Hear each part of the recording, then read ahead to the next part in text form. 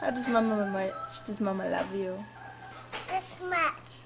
Oh, I love you more than that. How much does Mama love you? This much. Uh-huh. Elaine Campione's lawyer said her client was abused by her husband and struggled with mental illness, but the jury didn't buy it and convicted Campione of killing her two daughters in 2006. 3-year-old Serena and 19-month-old Sophia were drowned in a bathtub in the family's apartment. She was sentenced to life in prison with no chance of parole. Now you deal with it. You deal with this for the rest of your life. Coles Island, New Brunswick, Canada. A rural settlement located within the Canadian Canaan River and known locally for small game hunting and fishing. As with many smaller settlements within Canada, specifically within the Maritime region, not much is known about these villages, current populations, local landmarks, etc. And Coles Island is no exception. It is common and understandably advisable for young adults to leave these smaller towns at some point if they're ever interested in moving up in life, things like finding employment, enrolling in colleges and universities. But it's here in this peaceful maritime town where this story begins, with the story of Francis Elaine Campione.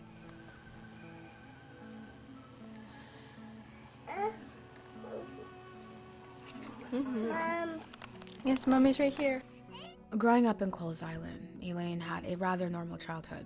She would live here in this tiny town until the age of 20, when she would follow in the footsteps of many Maritimers and, in search of more opportunities, migrate to the broader province of Ontario. The move to Ontario could be considered a successful one, as Elaine would be able to find work as a nanny. She even began attending classes at a community college. For a young woman who was raised in a tiny island village, this was good. And it's here we introduce another key character, that of Leonardo Campione. It was the year of 2000 when Elaine would meet Leonardo. By her own account, she was the age of 21, maybe 22. The pair would eventually marry, settling in Bradford, Ontario, about an hour north of Canada's largest city, Toronto. However, this was a relationship that seemed to be doomed from the beginning, with Elaine alleging that Leonardo regularly abused her from the start.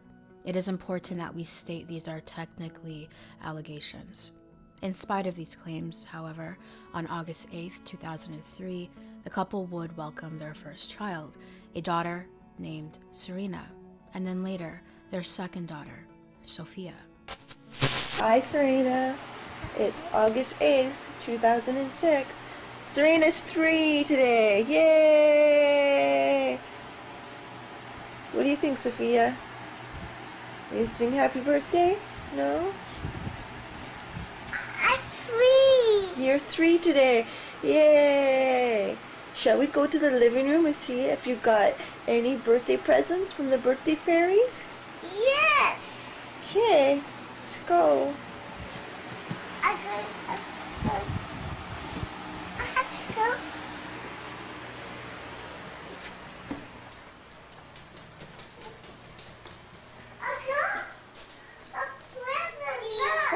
What is it?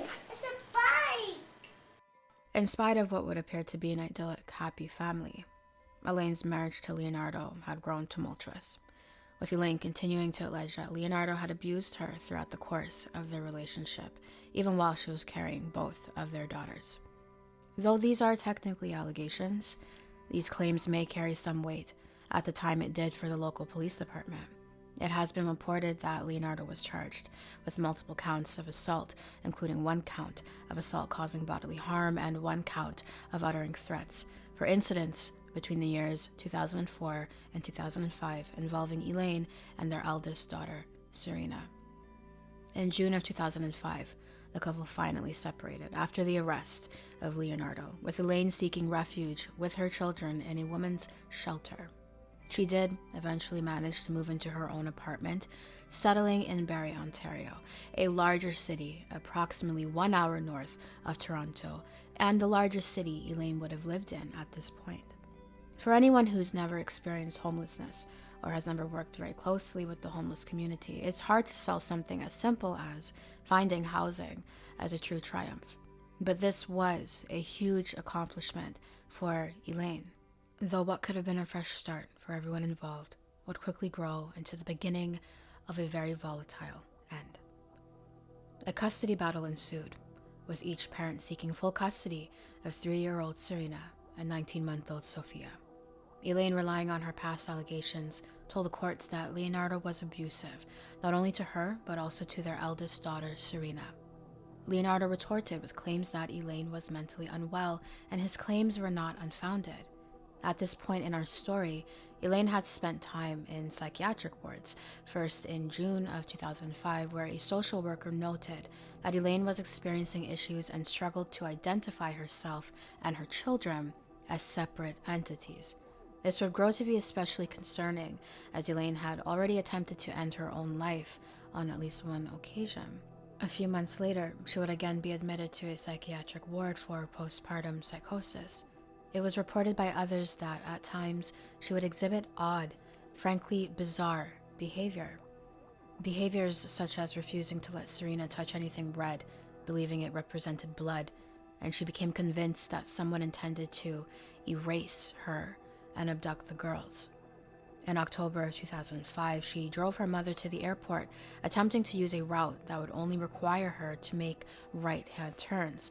And to add to the mental mayhem, it was reported that she claimed to have seen aliens.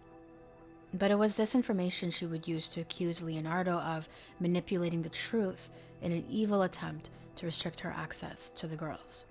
Postpartum depression is a medical condition that many women experience after giving birth. Symptoms like mood swings, anxiety, sadness, and random crying spells are not at all uncommon. It usually only lasts for up to 2 weeks, but some moms can experience these symptoms for longer, growing more severe along the way.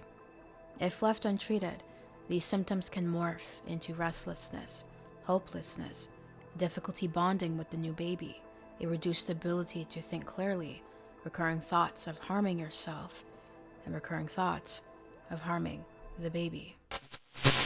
Yes, this is a deplorable, horrible, messy, filthy apartment that supposedly my 2 children and I live in, and it's just a horrible, horrible mess. Yeah. I think Diego Campione is totally in the wrong, and I hope he burns in hell for all his sins. The same as Leonardo. All I wanted to do was take care of my 2 little girls and live happily ever after the 3 years of physical, emotional, and mental abuse that I endured tremendously by Leonardo Campione, and then the past year from Anna and Diego Campione, the mental and emotional abuse, which wouldn't stop, and I had CAS keep bringing these 2 people into my life over and over again when I kept telling them the amount of mental and emotional abuse it was causing my 3-year-old daughter Serena and I and Sophia. It was horrible and uncalled for, and I want justice to my family for what they have all done to us. I cried out for help. They should have charged him for the assaults he did to me, the assaults he did to my oldest daughter Serena, and they did nothing for us. Instead, they gave him more and more rights. It's just unfair and cruel. And so many women go through this, and it's not fair. We should have been allowed to leave and go home and heal with my family, who, by the way, were foster parents, who have CS clearance, unlike his family, who are immigrants who lie and steal and do everything horrible and associate with very bad criminal people. My family doesn't. My family are all upstanding citizens. But yet, he and his family get all the rights. And my poor 3-year-old, I did everything to protect. And what are you saying, Sophia? What do you want? Please?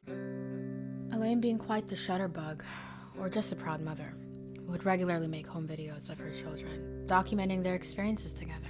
After all, their lives had been changing quickly, and it would have been nice to capture all those little moments. But it was this innocent hobby that would eventually take a sinister turn, leaving behind evidence of what could happen when a bitter custody battle meets untreated mental illness. On the 2nd of October 2006, camera nearby. As she had done many times, Elaine filled the bathtub in the apartment she shared with her 2 daughters, Serena and Sophia. With her camera now in hand, she filmed multiple clips of the girls, including Sophia floating in the water singing a popular lullaby, Twinkle Twinkle, Little Star. This video would be the last time either of the girls would be seen alive. The exact details of the timeline now become hazy, but it's during this segment that Elaine would hold 19-month-old Sophia under the water, and then again with 3-year-old Serena. It's important to understand the inherent violence built into drowning. First, the body will struggle against the water to keep the airways clear. There is a period of breath holding upon submersion that lasts until the body gives way and enters into the 3rd stage, aspiration of water. Survivors of drowning have defined this experience as incredibly painful, reporting a burning sensation. The body eventually slips into unconsciousness, followed by cardiorespiratory arrest. It's a tragic, excruciating, and fearful way to go. The fact that a once loving mother would force her children to endure such pain is beyond comprehension. If no one is around to help the victim, the person will pass away.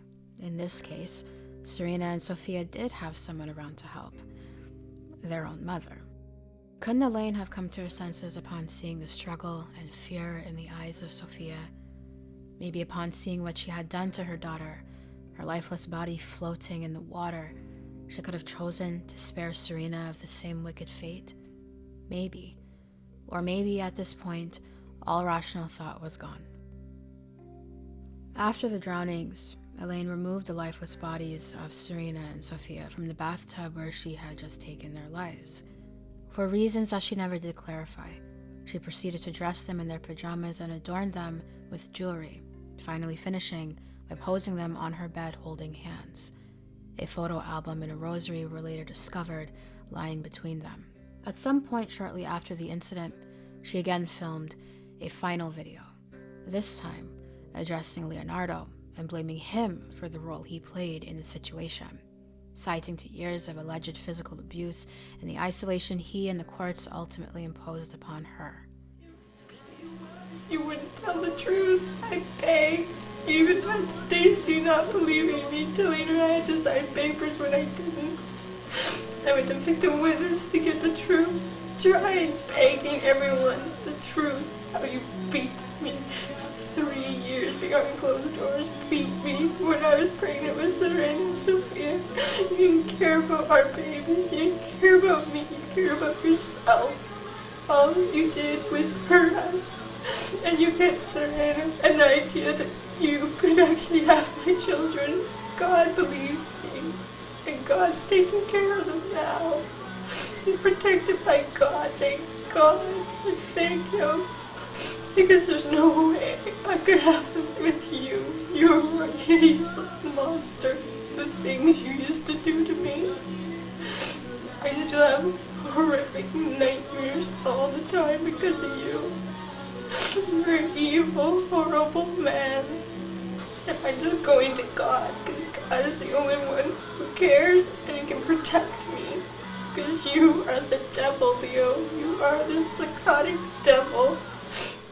It is apparent this video was meant to be her final statement to the world. Elaine swallowed an unknown amount of pills in an attempt to end her own life around the time of the filming, but she failed. It is widely believed that a full 48 hours went by before Elaine would inform the authorities of the deaths of her daughters. When police arrived to the apartment, the smell of decomposition was noted in the master bedroom where the bodies of the children lay. Elaine would go on to be arrested and charged with 2 counts of first-degree murder, to which she would plead not guilty by reason of insanity, perhaps an accurate plea. When the news broke, neighbors were immediately heartbroken. Many people came forward to show their respects and to share their opinions. Was Elaine a woman in distress, driven to a desperate act by her monstrous husband, Was Leonardo truly an innocent victim caught in the lies of a woman with clear, severe mental illnesses? Honestly, at this point, would it even matter to Sophia and Serena?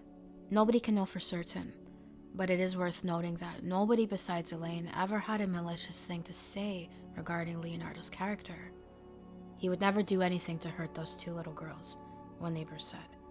He's a father that's lost his life. Those kids were his life. I've seen them with him. They adored their father, another added. 4 years later, after the murder of Serena and Sophia Campione, their killer, their own mother, would finally be brought to justice when on November 15th, 2010, Elaine was convicted for the murders of her daughters. When the judge announced her verdict, she broke down in tears, crying inconsolably. Then upon the reading of her sentence, she began loudly weeping. Life imprisonment without the possibility of parole for 25 years. The court heard a story of a woman who had been diagnosed as having unspecified psychosis along with other mental illnesses, but ultimately a jury found that did not prevent her from knowing it was wrong to drown her own children. In a heartbreaking victim impact statement, the children's father had this to say: "The images of their last moments, innocent and helpless as they were, will haunt me forever in ways I can't begin to describe. Serena and Sophia were my life, and they still are. I live my life and gain my strength in knowing with each passing day, I am one day closer to being with them." It's hard to imagine what goes through the mind of a mother as she abuses the trust of her children, luring them to the place she intends to commit the ultimate betrayal. As they struggle for their lives, experiencing confusion, immense pain, and fear, all at the hands of the one who promised to protect them the most. The allegations of abuse and mental illness, which led to the destruction of a marriage, the custody battle, which may have extracted the worst from once two loving parents. Whether a mother committed these heinous crimes out of spite, desperation, or sheer insanity are all now beside the point. For somehow, the very children Elaine once fought for, the daughters she undoubtedly loved, would be the ones she'd ultimately destroy. Oh, I love you more than that. How much does your mama love you?